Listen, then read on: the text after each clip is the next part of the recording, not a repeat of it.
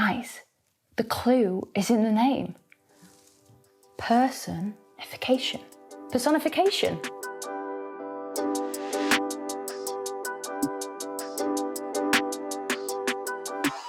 Hi, I'm Gabs and I'm taking you through tutorial 5 of 12 literary devices today. We're looking at personification.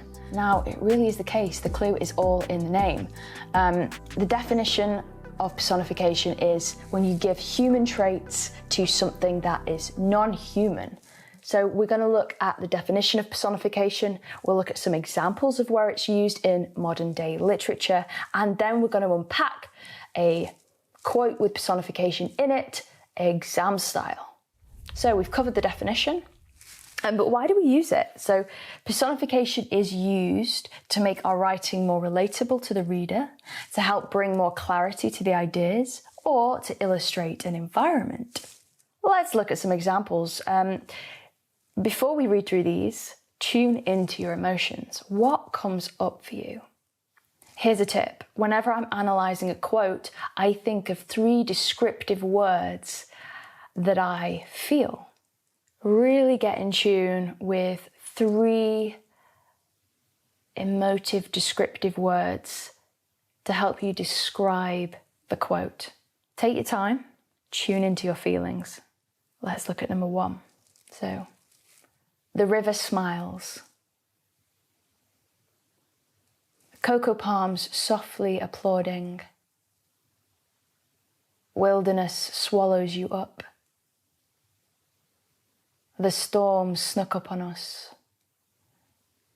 The hungry, angry heart hangs on and howls. So remember, give these quotes 3 emotion or 3 descriptive words or emotions to really help you understand what the writer's trying to convey.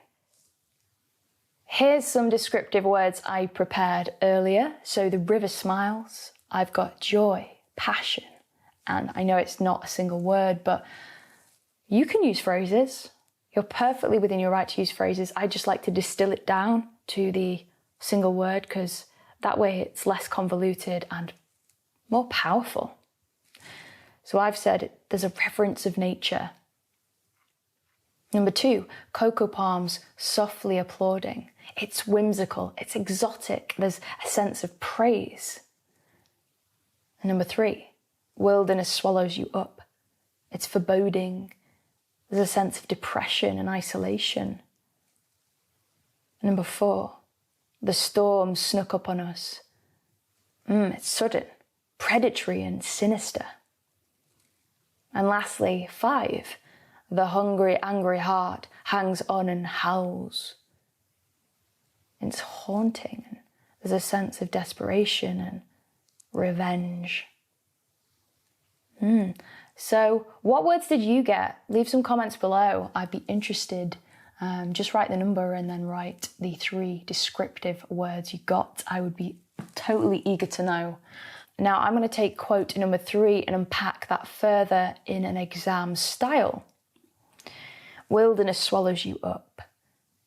The speaker uses personification in the quote, wilderness swallows you up, to create a menacing atmosphere. Wilderness is personified to make the reader feel overwhelmed by the natural world, as if wilderness is a monster with jaws to swallow you whole. Now I'm going to break down my analysis. So things I've done well. I mention the literary device as soon as possible in the first line, and I reference the quote as soon as possible, linking to the literary device. So I'm signaling to the examiner, here's the quote, exactly where it is, because remember, you'll be quoting from like a long poem or a long piece of text, so you need to be super accurate with the phrase that you're quoting.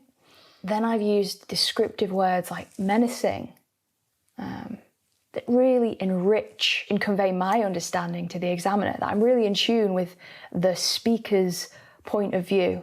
I've pinpointed the exact moment where the personification is made, so I focused on the word wilderness and the idea of being overwhelmed. I've gone even further to reference the part I mean, this is something that takes practice, but you really have to use your imagination and start thinking about wilderness as, if it has the ability to swallow, then it needs to have a mouth, it needs to have jaws. Okay, so I've really focused on unpacking that idea. And if you think more literally about being swallowed whole by something, that's a really harrowing, menacing feeling. So write that. Get really specific, use your emotive descriptive words, and you'll see things come together beautifully. Some final thoughts. Remember, this is number 5 of 12 literary device lectures. So subscribe so you get to the next upload first. If you want to get your hands on this deck, head over to Patreon and come hang out between videos. Come say hi on Instagram. Anything else? Yes, the quotes I used, they are gorgeous, aren't they? I would not quote a writer without referencing who they are, so I've put that in the description below. If any particular quote takes your fancy, go look it up, read the whole thing. And yeah, I think that's everything. So thanks for watching, stick with it, and I'll see you next time.